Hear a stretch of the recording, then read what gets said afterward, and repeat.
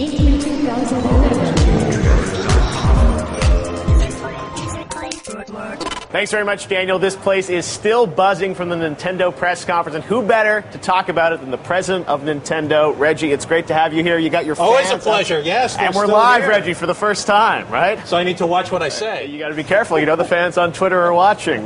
We liked your Twit vid, by the way. You posted a little video teasing your fans. So big announcement, WII U, the new system. Correct. First of all, tell me about the name. Sure. It's utopian, you said, right? It is utopian. Look, so clearly, when we launched the Wii, we made it clear that we were looking to bring new consumers into the gaming environment. We did that quite effectively. Certainly, what we also heard from certain fans is, well, but is it really for me? Right. And so we are being very pointed. This is a Wii for you. This is Wii U. And, you know, tick off the box, high-definition graphics, got it. Right. Online capabilities, got it. Now, where do we got it? Absolutely. You didn't talk much about that. Because those are things at this point that really are somewhat taken for granted. And in the end, it's going to come down to the game and it's going to come down to the experience. And so we focused on the experiences. Right. We focused on having John Riccitiello come and say, absolutely, it's got all this great online capability. And so what we need to do here at this E3 is to show off the controller, show what it can do, show what kind of new experiences can be done, and then go from there. You say online is for granted, but I mean, Nintendo, you know, you look at Xbox Live, PlayStation Network, I mean, Nintendo, your online functionality has not been as good as those other platforms, so why is that for granted? I mean, well, it's for granted because now we've got a system that will have all of that type of capability built in. So you'll have your own kind of Nintendo network for gamers? gamers? We're going to be sharing what we're doing from an online perspective over the next couple days. Okay. What I can tell you is why not that today? Because, you know, you didn't pay me like Hulk Hogan to come and break news here on the video. But the fact is that we think it's more impressive to have our publishing partners talk about the system and to talk about the online capability. That's what John has done. Okay. And certainly there'll be some other folks talking about the online capability and bringing it to life. We think that we let those companies kind of create their own networks or their own worlds? Our approach will be a flexible one. Right. Literally taking the best of what each of our third-party partners has to offer, marrying that with the best of what Nintendo does, and bringing that versus a more rigid, a more closed type of environment. Now, everyone got to see the system. I was lucky enough to play it a few days ago. The controller is very cool, and how that interfaces with the machine. I think a lot of people online are wondering, well, what is the range of that controller? I mean, can I take that to other rooms of my house and keep playing it, or it's just right in front of the TV? You know, that's a great question. It's meant to be played in that same environment where the console is. Okay. But certainly, you know, look at a Wii remote. You know, we talked about a fairly limited range, and yet I've played it across a very large room. So, you know, we're going to have a lot of key connectivity features that'll allow any consumer to have a great type of experience no matter what their living room setup is. This is not something if you have Wi-Fi in another part of your house, you can still use the controller. It has to talk to the It has to actual talk to the console. It has to talk to the console. Interesting. Now, is it a multi-touch screen or a single-touch screen? It's a single-touch screen. So, all right, so it won't be doing any zooms or anything like that. And you don't need to because, again, this is a controller.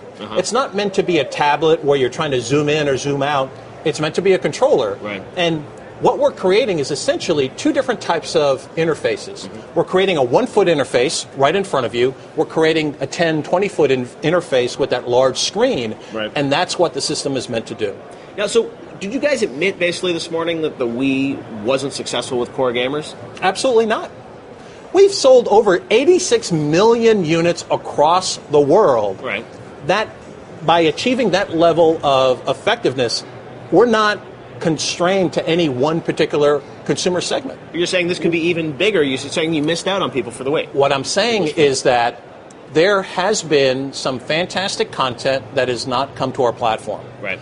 Third-party publishers have told us that the reason they couldn't bring it to our platform was based on the horsepower of the machine. That excuse is gone. So now all of the best content from third-party publishers can come to the machine. Now, you showed a sizzle reel of a lot of third-party games. I mean, that was footage from Xbox 360, PS3 versions in most cases, right? Absolutely, because we're talking a year away from when the system's going to launch. So are the games going to look that good when it comes out? Absolutely. Are they going to look better than those Xbox or PS3 versions? In terms of how good it looks, it's going to be driven by what the individual developers do. The system's going to be 1080p. Okay. Right? It's going to be high definition. And so, again, tick that box. That's done. Right. Now it's about what is the new experience that we're going to bring to bear.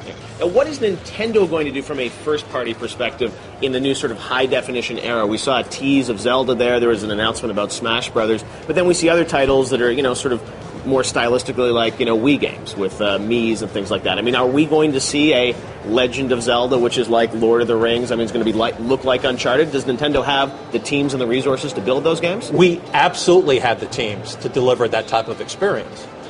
What we're not doing at this E3 is talking about launch date, launch lineup, price, any of those details. There's plenty of time to share all of that information. Right. But what we will tell you is, absolutely, we will take full advantage of those 1080p high-definition graphics. And we absolutely have the capability to do that. So we will see big games coming out of Japan which will look as good as, a Halo or an Uncharted? You're going to see games that take full advantage of, a system that has the latest technology and can push out, some incredible graphics. I mean, look at that demo in the garden. Right. I mean, that's just a small example Is that made by a team in Japan? It's a small example of what was made with early dev equipment. Right. Who made that demo? I'm not going to say. Retro? I'm not going to say. All right, well, we'll see.